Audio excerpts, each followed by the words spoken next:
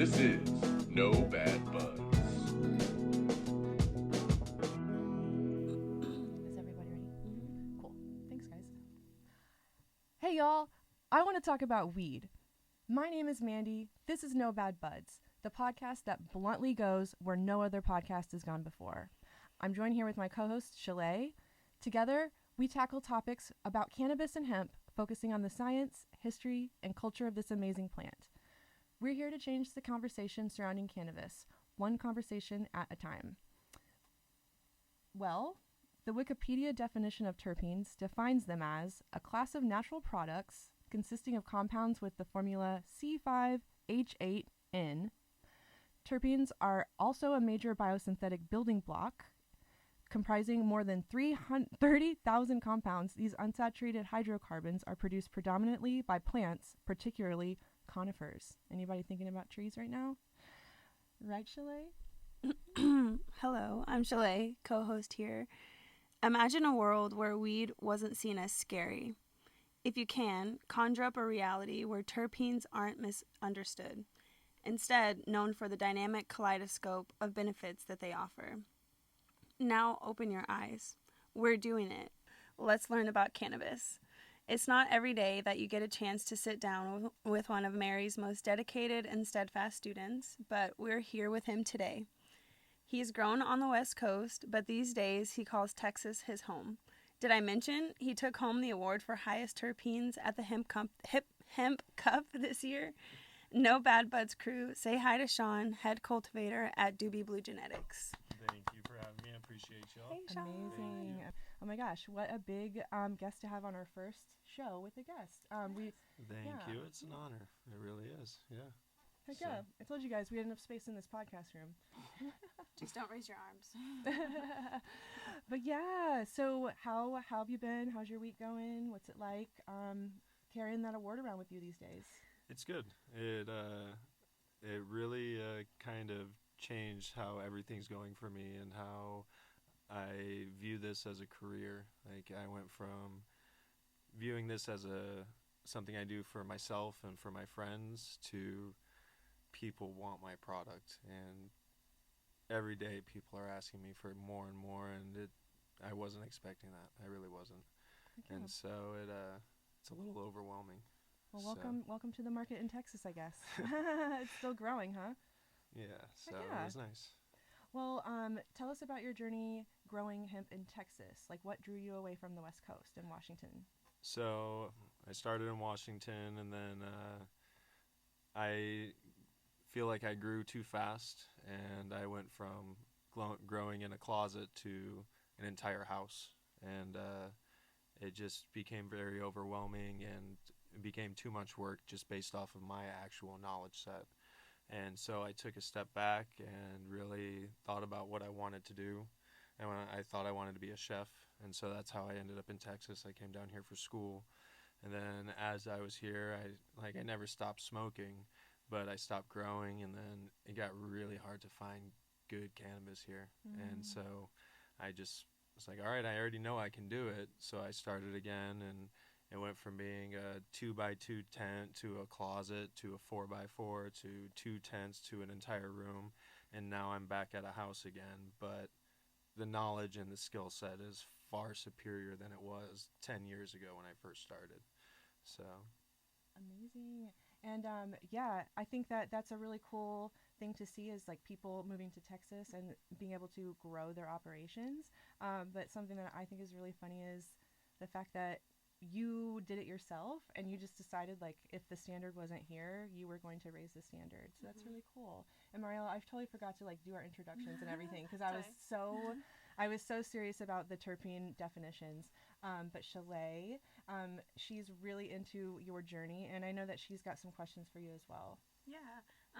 I mean, I definitely love a good conversation. So just on what you've said so far, you started 10 years ago in Washington, had, your journey coming back to growing here in Texas. Between being in Washington and being in Texas, you mentioned, you feel like you've as a grower have grown. Like, what types of things were you doing in the meantime, or what types of like resources do you tap into, or did you tap into to help, you know, level up your knowledge as you got back into growing? Well, when I moved here, I met a guy named Jeremy. Jeremy Greens. He runs Jeremy Greens Farms. It's a great name. He's Right?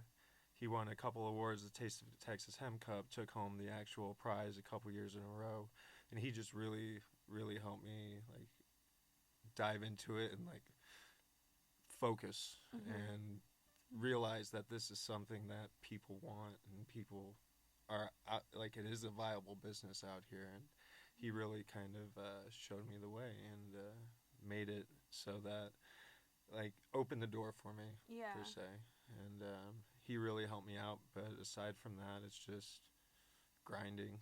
It's I'm a workaholic, and so if I'm not working at my other job, I need something else to do, and I come home and just read, research, work and work and work. So How early do you wake up? 6 a.m. Okay. I go to bed at 1 a.m. What? So You're one of those people who can exist like that. Are you doing okay?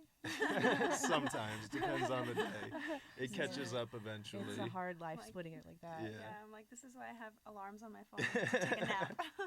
Yes. Oh my gosh. Yeah, no, shout out to, you know, for you, Jeremy Greens. That's awesome to be able to, I feel like the community, whether you're in Texas or just, you know, looking at the community as a whole, is pretty small. So when you find people that are there, like, willing to lend a helping hand and help you level up what you have, I love to see it. So.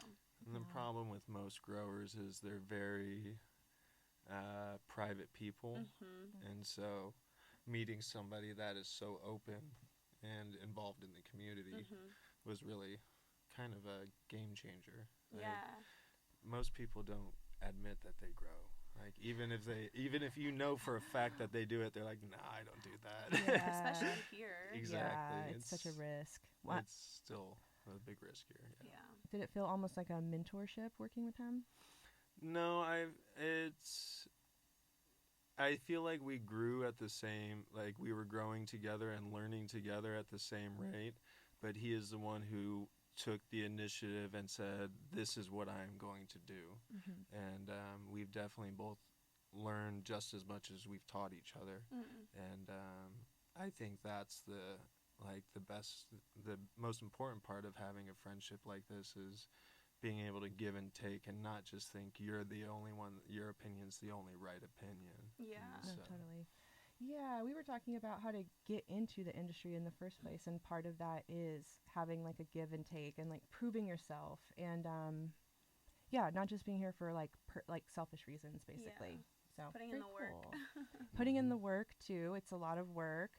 But yeah, it's good to know that like there's a community down here that seems to be like helpful and receptive to like new growers. If you could change one thing. Sorry, I'm gonna pause. Can you hand me my water really quick? I do that, dude. I'm hot. It's okay. I feel like because we edit it together, Thank you. there's no pressure to say anything perfect at I'm all. just doing this, guys, because we're not supposed to have water on this side of the table. So I'm still recording anyway. I didn't even see water. What are you talking about?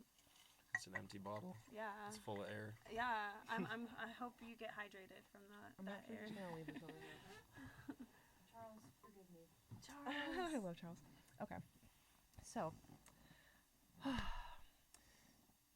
Shalay and I have experience working with growers around the country. So we've kind of seen the patchwork of communities that the U.S. has. What do you think about Texas's community of growers? And if there's something that you could change about it, what would you change? I think it's the same thing that I would change with it's not just Texas growers, it's growers in general. It's the ego. Wow. And it's like, I'm not saying I don't have an ego, like of course I do, but it's being able to put that aside and realize we're all trying to do the same thing, and there's more than enough space, there's more than enough piece of the pie for all of us. And like there needs to be no combativeness, there doesn't need to be a competition, work together and grow. Great minds think alike. This is like part of our philosophy too. Yeah, it's like there's enough space for everyone here. If you want to prove your love for the plant, why are we all competing with each other? You know? I mean, at the end of the day, we are all working with a plant that, you know, one of the main things that it does is connect people. Exactly. You know what I Yeah. mean? So it's like, Yeah. why have, like you said, ego or like this competition? You know, I think it's cool to have the competition where you're obviously like, oh, like you won, you know, your Yeah. award, but Raise the standard kind of stuff. Yeah, challenge yourself. but not like the gatekeeping or, oh, I'm better than you, and I'm, you know, it's just like, that's not what we're here for. Yeah, and I think as an industry, if we want to move toward like federal legalization, we're gonna have to work together. Yeah. You know, so that's what we're here for. Yeah. And we're also here to be like more productive and positive with the conversation. So I knew there was a reason I liked you, dude. So well, seriously. Well, on that note, what is your philosophy or motto on growing or on life in general? Know your worth. Wow, Ooh. I like that. That's simple, direct. I don't even need to write it down. That's gonna be my affirmation for a while. But it's also because you just won an award, so it's like that is a testament to you knowing your worth. But I'll let you finish elaborating on what you were gonna say. That's really it. It's like, don't settle for something less than what you deserve.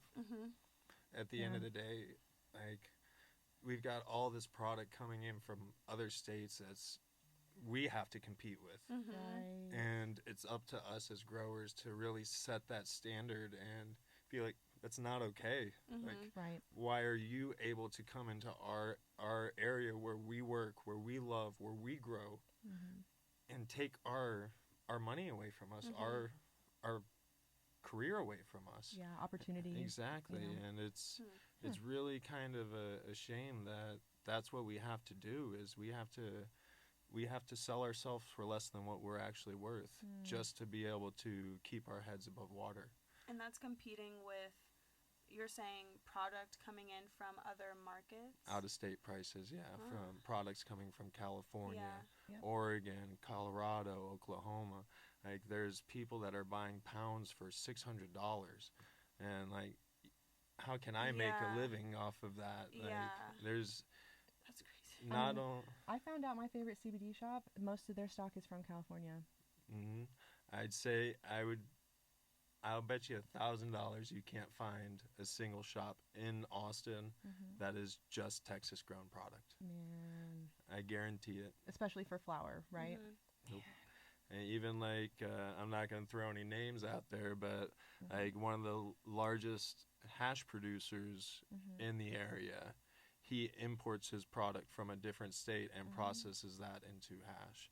And so, like, how can we compete with that?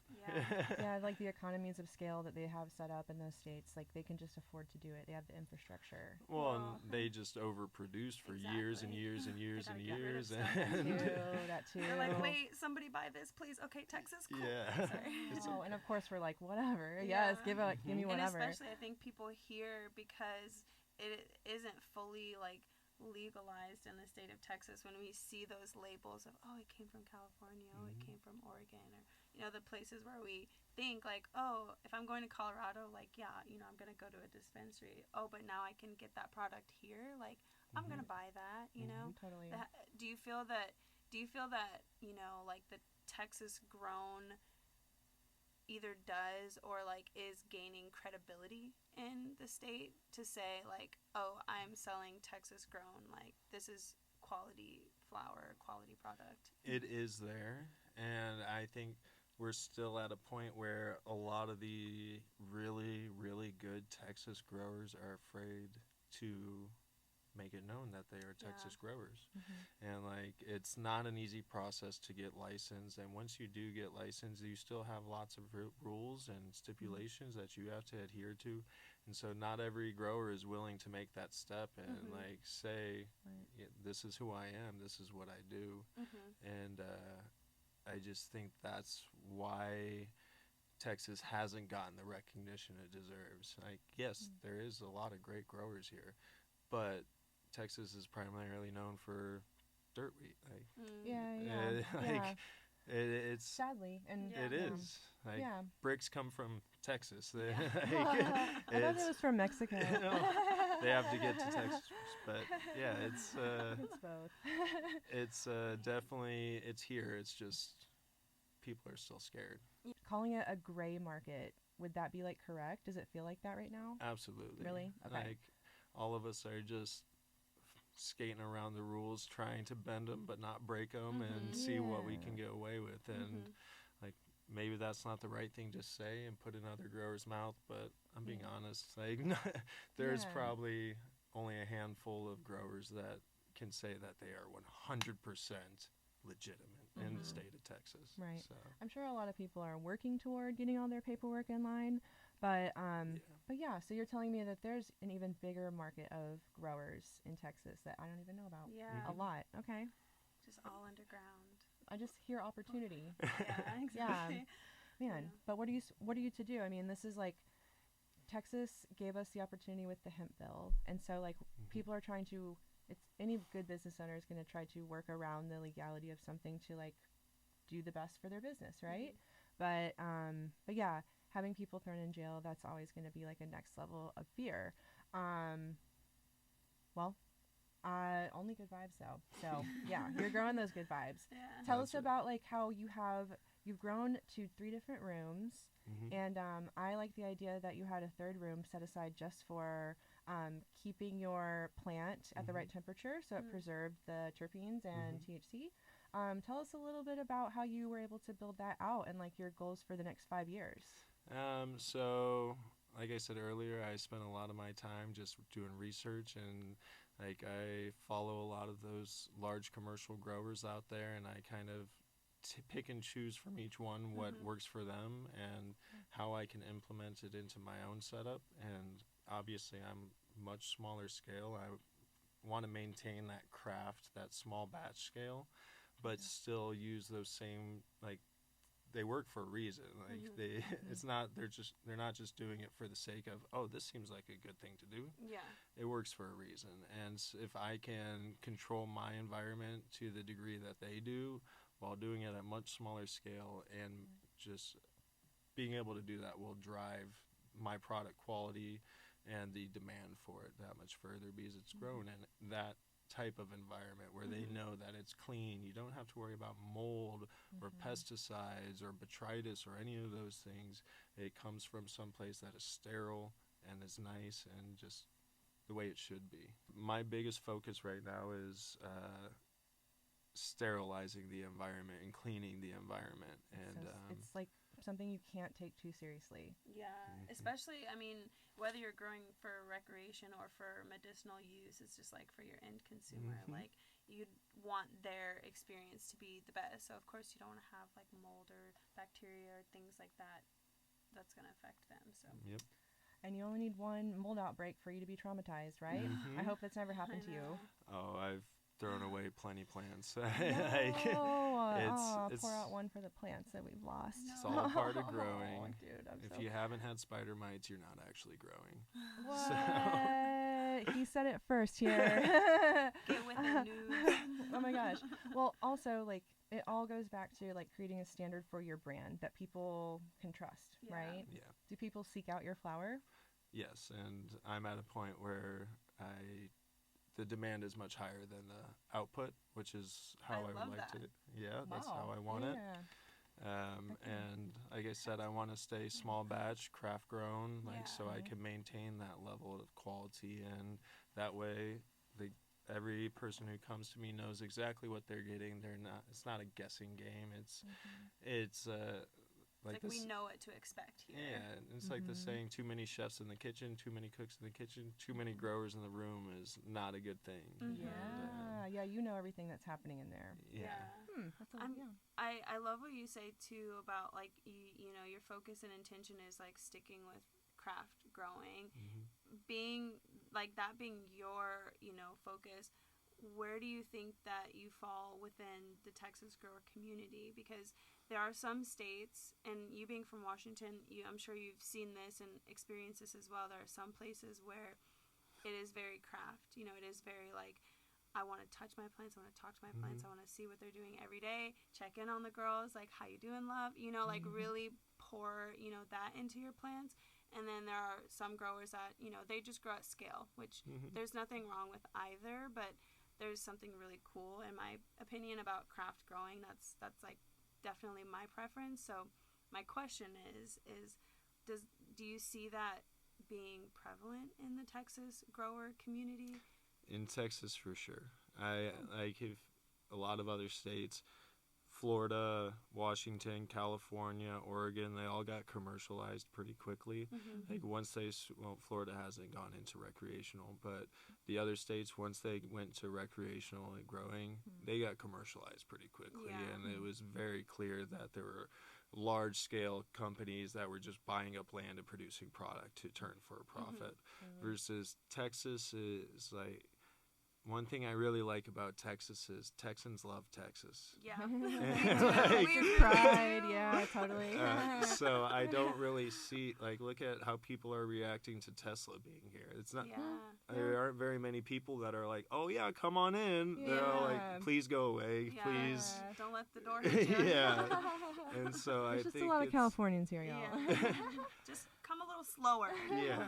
So I think it's going to be the same kind of deal. Like Texans are going to want products grown, produced by Texans in Texas, and like of course we will have those commercial brands and those True Leaves and all those types of companies, but it's going to be up to the actual consumer to differentiate and be like, no, I want the product that's actually cared for and it doesn't come in a holographic bag because that looks cool. It comes in a appropriate container. Yeah, like a jar. Yeah. Nice, like amber colored jar. Like something with intention in it. Yeah. Well, do you ever like imagine a world or foresee the future where it's like instead of having like barbecue cook-offs and stuff like that, people are like showing off their flower and like we're actually like loving flower at that level? In We're my getting dreams, there. it's already happening. We are getting there. Heck Like yeah. we just had the Texas Hemp Cup, and Liz, who put that on, wonderful woman, she's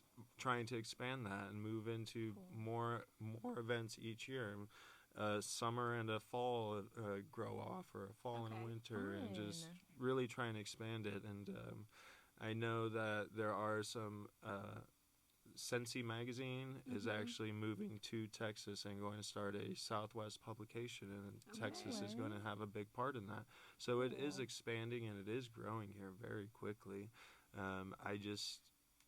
I don't think it will be commercialized in the same way as other states, though. Yeah. I really hope not, to be honest. And I don't, and there's no, I think one of my like favorite and things to like compare with cannabis is beer or like alcohol. You know, you have like your huge commercial beer companies. We love those. We can just go into the gas station or the corner store or wherever, grab a can, we're good.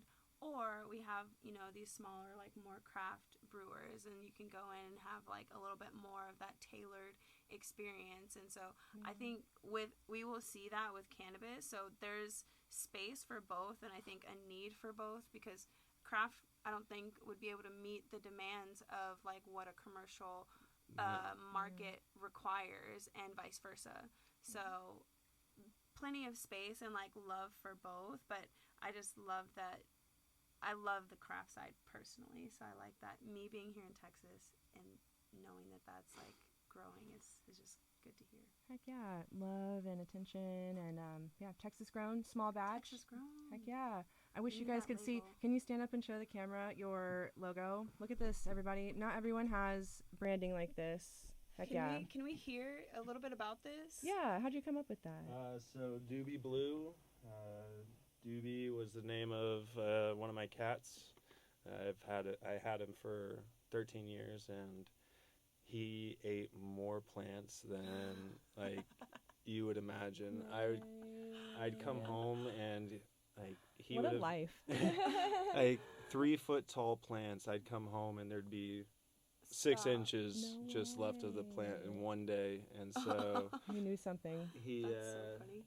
he kind of I just kind of built it after him. He spent every time I was in the grow room, he was sitting right next to me, and he passed away, and I kind of just figured that was a good move. Prior to this, it was Nancy's Closet, and Oh yeah. Okay. I go like a nickname of Nancy, Negative Nancy, and I just figured Doobie Blue was a little more fitting, and It fits you. I feel like it fits your personality. Yeah. There you And go. you And I love this immortalize. psychedelic cat. Yeah. Thank Can anyone you. buy these online or something? Can we?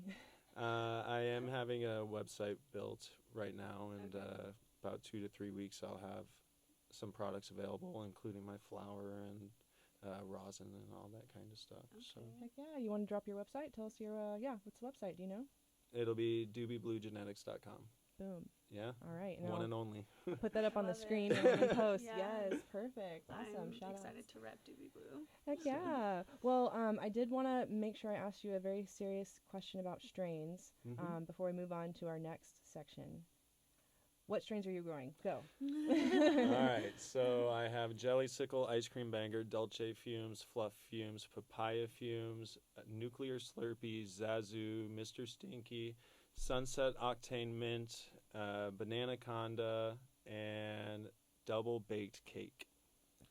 Anyone keeping track at home? Because This is literally the first I've heard of every single one of those strain names, like every single one. And strains are such a topic that I'm like, I need to know everything. Like, do you know? I mean, you don't have to go into all the detail of like the grandparents and the genetics behind those strains, but like, I'm very well versed in genetics, and I like to know exactly where everything comes from, just so that like you know how they're gonna grow, because it's like your genetics determine, like your parents determine how you're gonna grow, or how your plants are gonna grow, whether it's gonna grow short or tall, or be super tight node spacing, or have weaker lower branches. So you got to make sure you top it. So there's knowing that stuff is really important. And like, yes, of course, sometimes you just wing it and you say that sounds really cool, and you hope for the best. But for the most part, I like to look into everything that I'm growing and find out where it comes from, who the breeders are, and like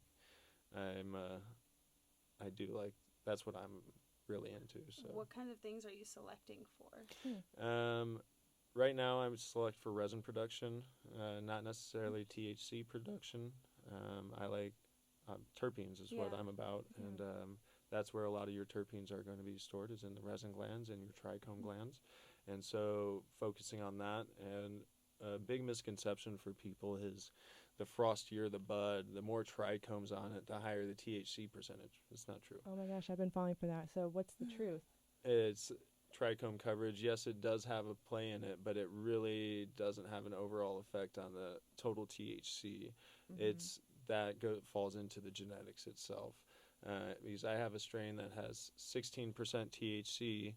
I tested at 16%, but it is the frostiest strain I have, and it's just it doesn't make sense, and it doesn't add up. Yeah. So, man, looking at the pictures at the dispo, that is not going to work out for me for much longer. But see, this is exactly the information that we want to put out there, because we do that.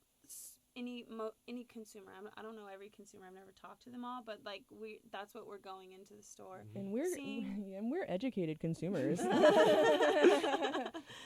And so it's like we're going in the stores making these decisions, and they're not fully like aware decisions. And so well, and I feel like a lot of the problem with going into the dispensaries around here is the people who are working them are just like, they don't know any better than everybody else coming in there, because it's still a really new thing here.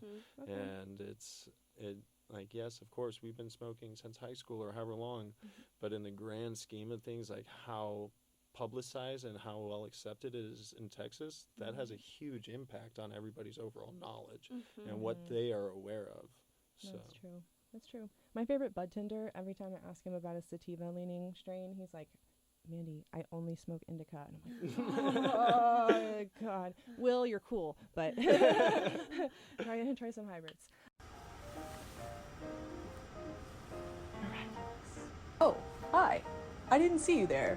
I must have been spending too much time in the pining these days. I do make myself laugh. Anywho, my name is Scientist Mandy, and I'm here with Laboratory No Bad Buds.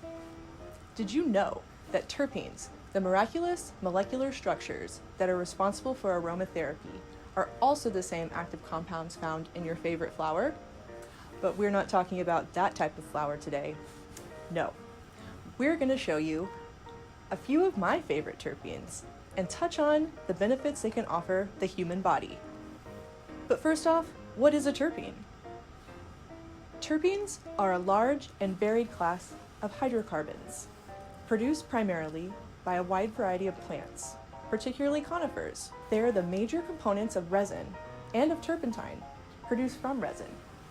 The name terpene is actually derived from the word turpentine. When terpenes are modified chemically, such as by oxidation or by rearrangement of their carbon skeleton, the resulting compounds are generally referred to as terpenoids. Some authors will use the term terpene to include all terpenoids. Terpenes and terpenoids are the primary constituents of the essential oils of many types of plants and flowers. Essential oils are used widely as a natural flavor additive for food, in fragrances and perfumery, and in traditional and alternative medicines such as aromatherapy. Now that you have a good foundation on terpenes, let's briefly go into a few of my faves, starting with linalool. Besides being a natural antimicrobial, did you know that the terpene linalool is loved for its therapeutic and sedative effects? It can also help alleviate stress, anxiety, depression, and is one of the main compounds found in lavender essential oil, another product people commonly use for stress relief. That brings us to myrcene. Speaking of, one of the most common terpenes found in cannabis, coming in at more than 21% of products based on a study conducted by Leafly, is myrcene. And it's popular for good reason. This terp has been known to knock you out, or put you to bed, so to speak. In fact, herbal medicines containing myrcene have a long history of being used as a sleep aid in folk medicine. In Mexico, myrcene-rich lemongrass-infused tea has been used as a sedative and muscle relaxant for centuries. It's common for the Germans, who are the second largest hop growers in the world, only behind the US, of course, to use myrcene-rich hops as preparation as sleep aid. And our third terp for today, caryophyllene. Also called beta-caryophyllene or BCP. This terpene can be found in aromatic oils like rosemary and clove oil. And in nature, it's commonly found in hops, cloves, black pepper, oregano, cinnamon, and basil. Caryophyllene is a bigger molecule than terpenes like myrcene. Caryophylene's molecular structure also contains a cyclobutane ring, something very rare in nature and not found in any other cannabis terpene. But what does this terpene do in humans? Studies have found that caryophyllene can offer pain-relieving properties in mice. It's been known to be an antioxidant and anti-inflammatory, and can be used for treating IBS, or inflammatory bowel syndrome. Well, folks, I definitely talked your ear off. Maybe you'll take home a fact or two about terpenes. Maybe you'll share something with a friend today. Or maybe you'll just have more information the next time you're in a CBD shop. Well, thanks for watching and learning with me. See you next time. What is this?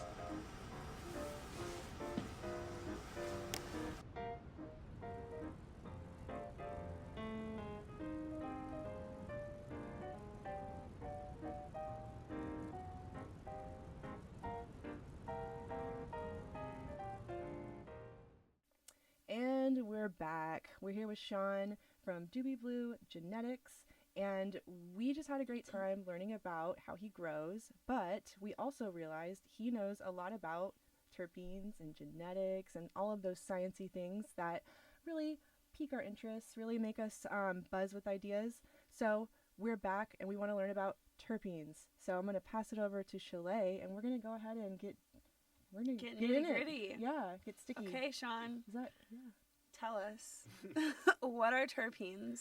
Well, terpenes at a very basic level are the natural essential oils of the plant.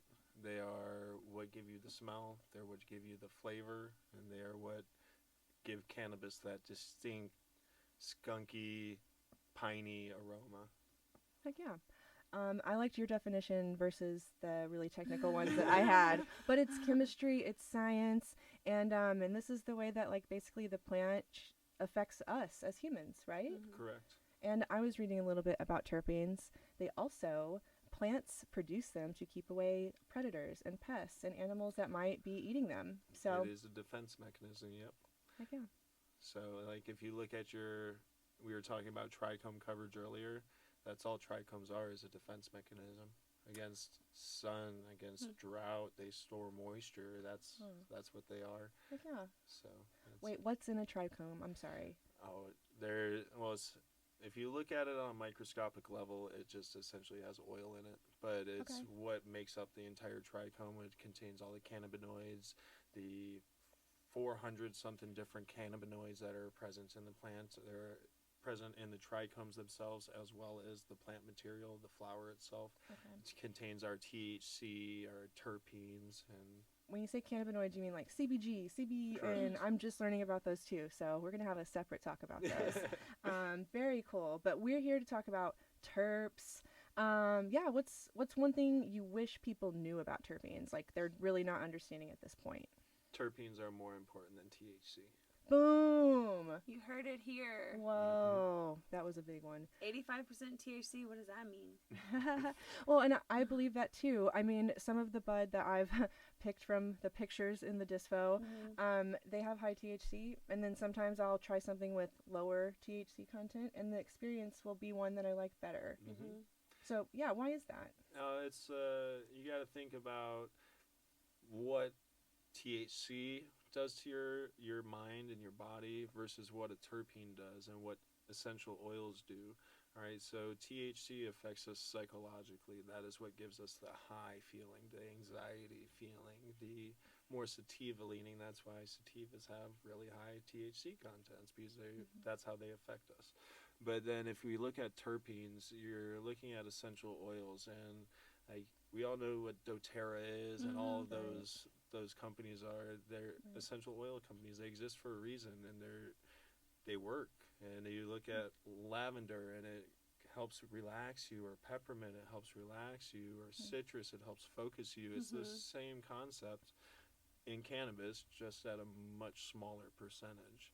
And it's been proven that there's been, I forget who did the study, I think it was Arizona State. They did a study where they did 2 cannabis plants. They did a group of like 10 people, and one was an AK-47 that had 16% THC and like 3.5% terpenes, and then the other one was like a Gorilla Glue at 24% with a 1% terpene.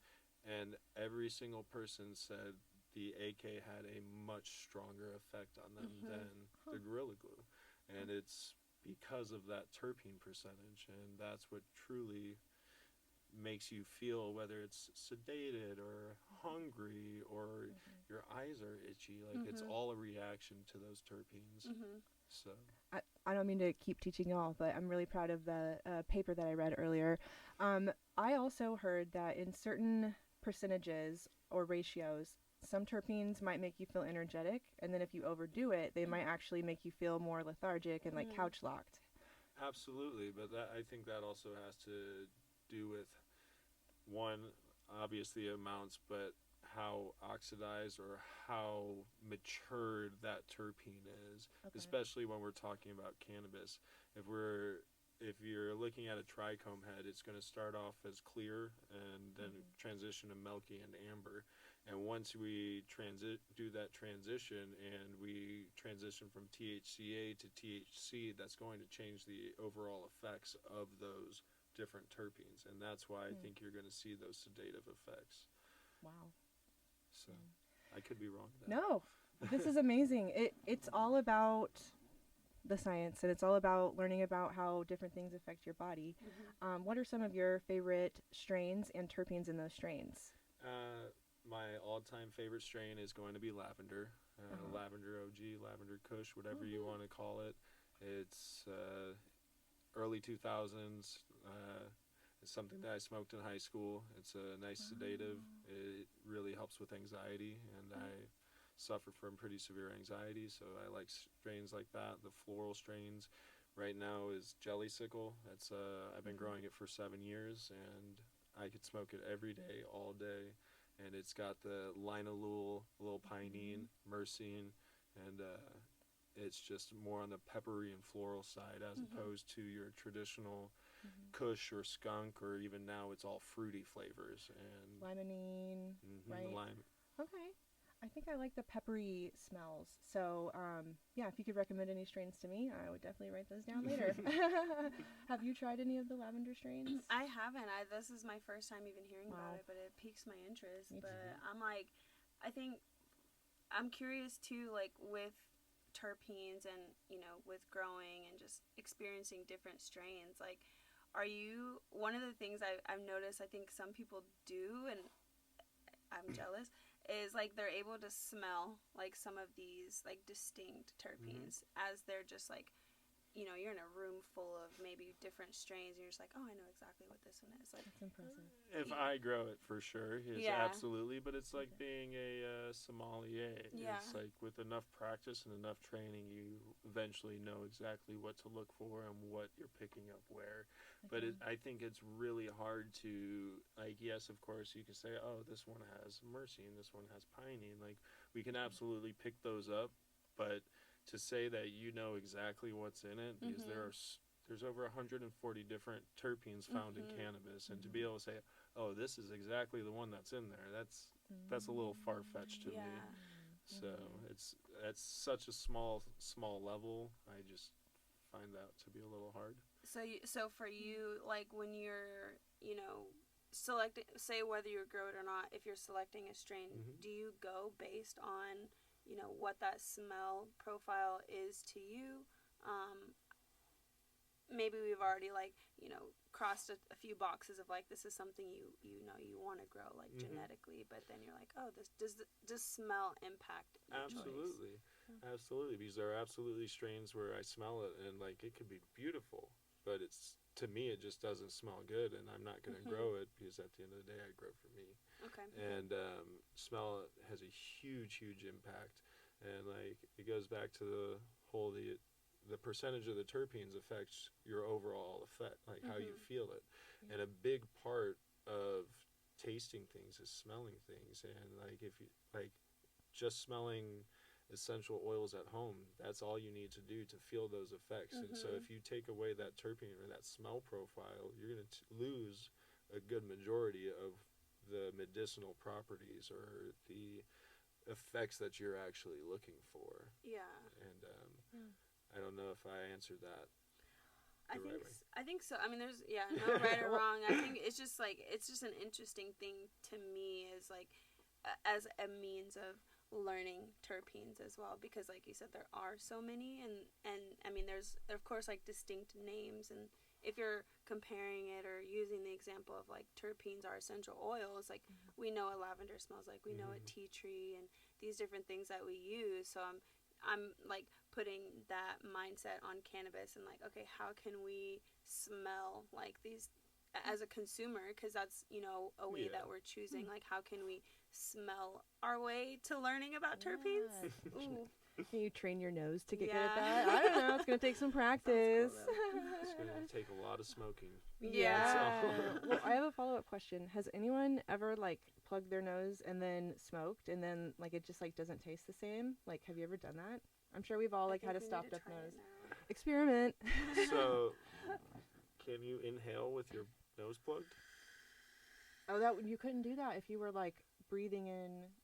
Because the whole thing when you're doing that with your taste buds is you're breathing in with your nose plugged, and then you're exhaling through your nose, and that's why you can taste it. Yeah. Right. So if you were to do it with your nose closed, plugged the entire time, you might still get the effects, but you wouldn't taste it. Yeah.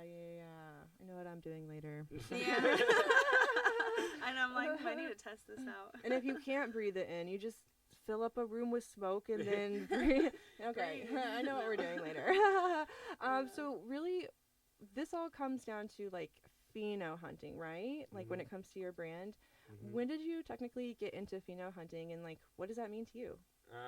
So I would always consider I've been a pheno hunter. I've never really been one to go out and get strains from other people or anything like that.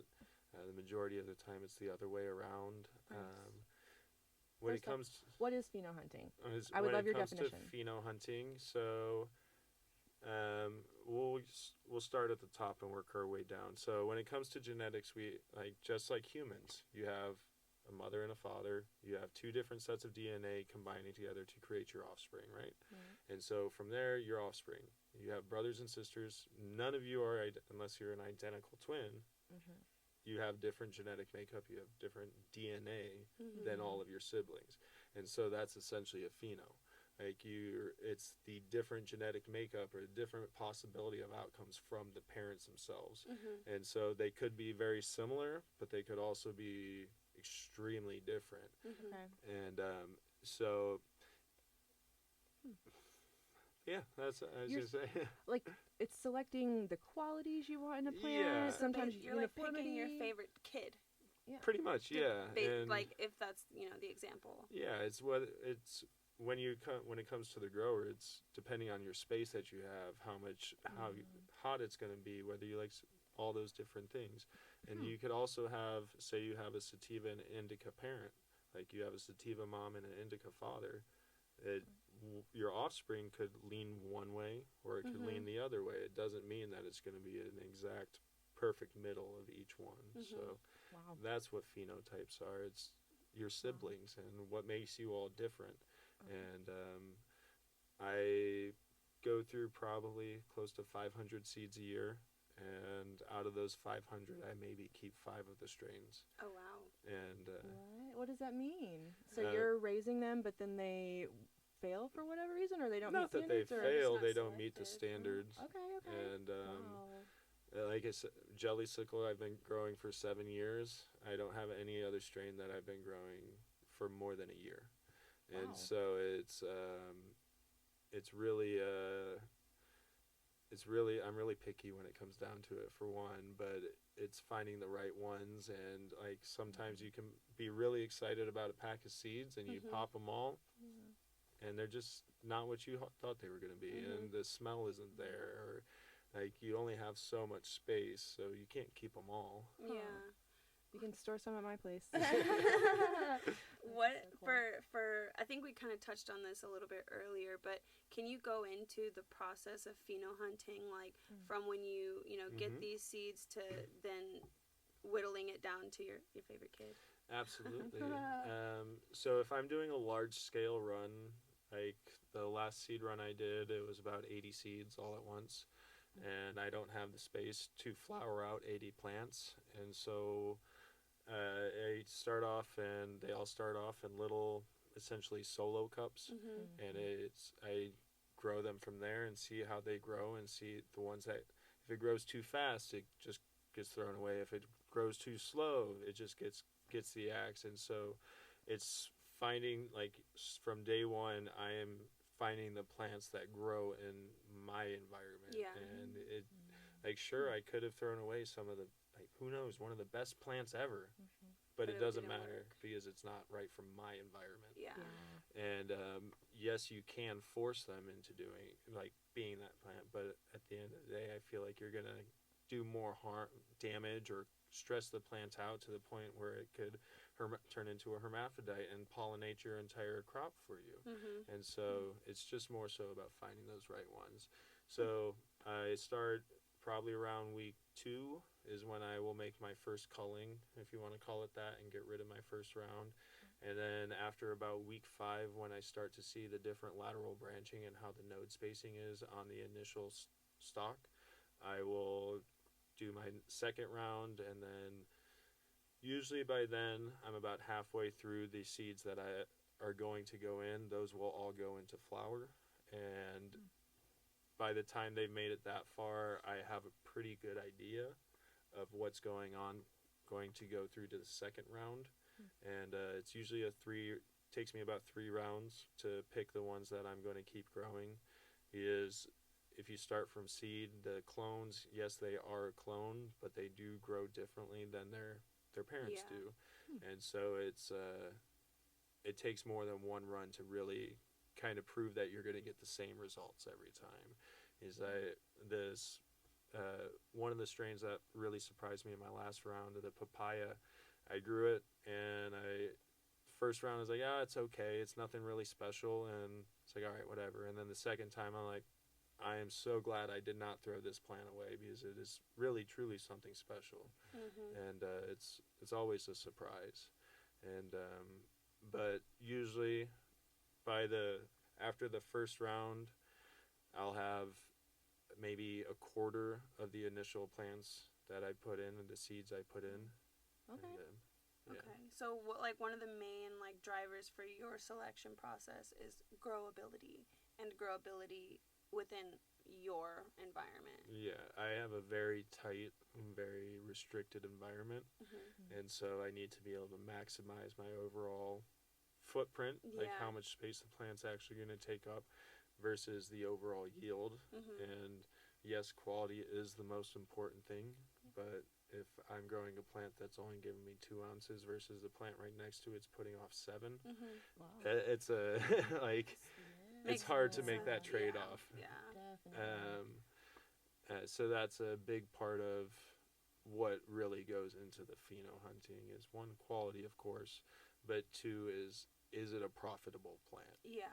And there's only so much you can do to a plant to force it to produce more, to force it to be a profitable thing for you. And if at the end of the second round I just can't get it to that level, it just goes, and you just kind of move on. Yeah. So you're always refining like your catalog, basically. Because we want the end consumer to also understand these concepts. Like, is there a message or anything that you want to say as far as like terpenes and genetics that can help a consumer when they're either in the store or wherever they're getting their product from, but just helping them understand the effects that these concepts have on their purchase? Absolutely. So one, I think getting over that preconceived notion that your THC percentage is the most important number. It's not.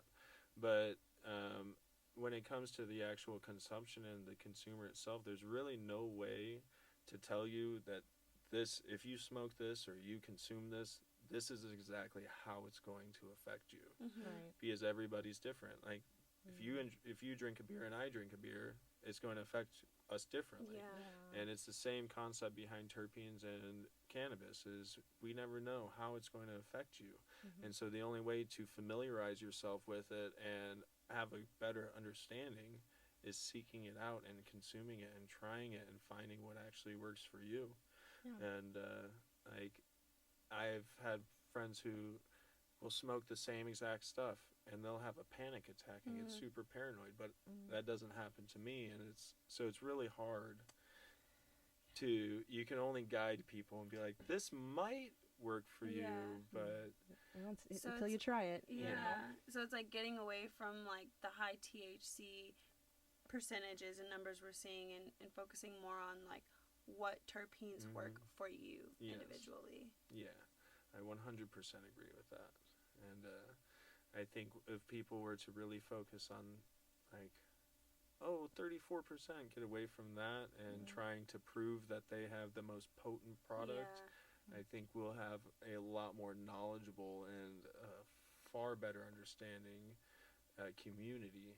And I think that will be a good direction that we should actually be going into instead of I want to make a 40% strain and stuff like that. So I think we kind of do those things, and my fear with it is that will eventually turn people away from it's too strong. Smoking, because it's like 100%. I've absolutely had those panic attacks, like sitting there just being like frozen, and you don't want to if you're not like me. I've had that experience, but I've also had great experiences, so I know that was like, okay, that was not for me.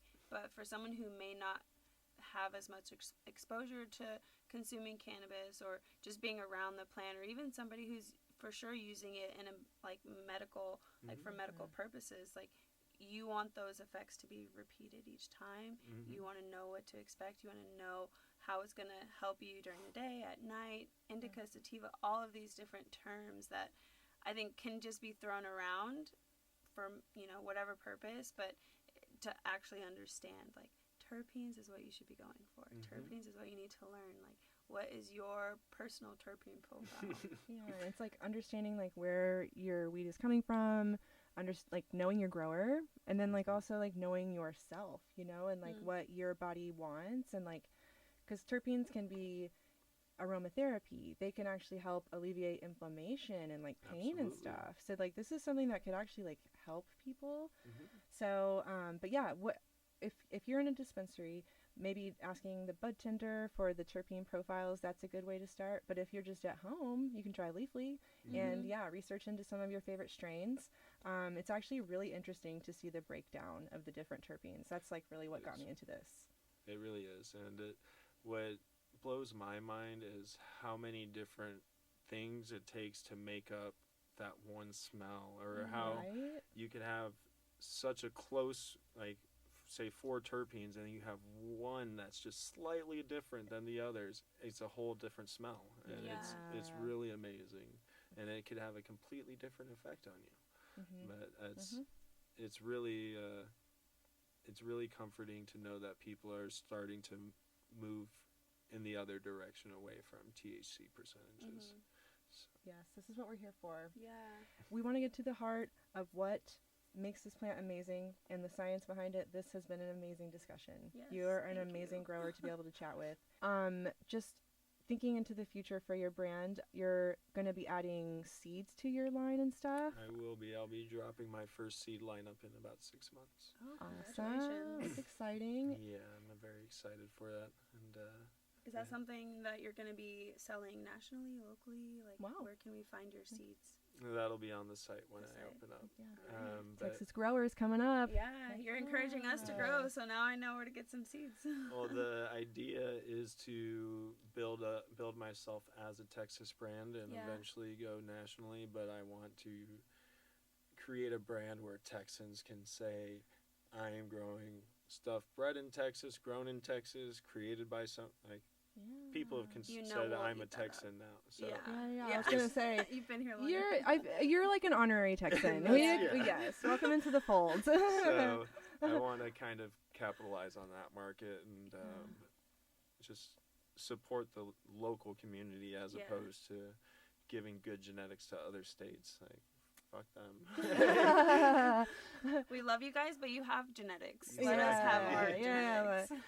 Oh my gosh, I'm so excited for the scene here. Oh my gosh. And yeah, this was an amazing interview, and I feel like we're just wrapping up. Do you have any questions for us? No, I really appreciate you guys having me out here. It was fun. It was very nice. Amazing. It's Awesome. the first time ever doing something like this, so it's. I would never have known. Yeah. Fantastic conversation. Heck Thank yeah. you. Yeah. So, And I just also, like- yeah. talking about dope's easy. Like, Yeah. Of course. Yeah, I guess. It's hard to have a bad time. It's so true though. Yeah, thanks for making our first chat with a guest so easy and like just chill. Yeah. You're an amazing person to talk to. Informative. Yeah, and I feel like we're gonna talk to you again. I feel like I hope so. if we don't come visit you, maybe you can come visit us again. Revisit this in a year and see where we're both at. Yeah. We're gonna be building molecules in the next show. So if you align with our mission and want to keep in touch, please follow us on social media. We're on YouTube, Instagram, TikTok, and LinkedIn. And industry professionals, if you'd like to be on our podcast, have us out to your facilities, or just want to reach out to us, you can do that over on our website, nobadbuds.com. Well, it was another great sesh with you, Shalay. Yes, So- likewise, Mandy. That was quite the shush. That's our joke. We can't cut that line. Sesh with Shalay. And Tongue Sean, twister. Oh, say that. Wait, no, say that fast. Sesh with Shalay and Sean. That's hard. this was an amazing sesh with Shalay and Sean from Doobie Blue Genetics. He gave us the rundown on terpenes, and I feel like we just touched on the surface again, so we're going to have you back. Yeah. Absolutely. Thank you for having me. I appreciate y'all. It was a wonderful time. Amazing. Well, Thank thank you, y'all so thank you. much, and be sure you like us and follow us. Thanks so much.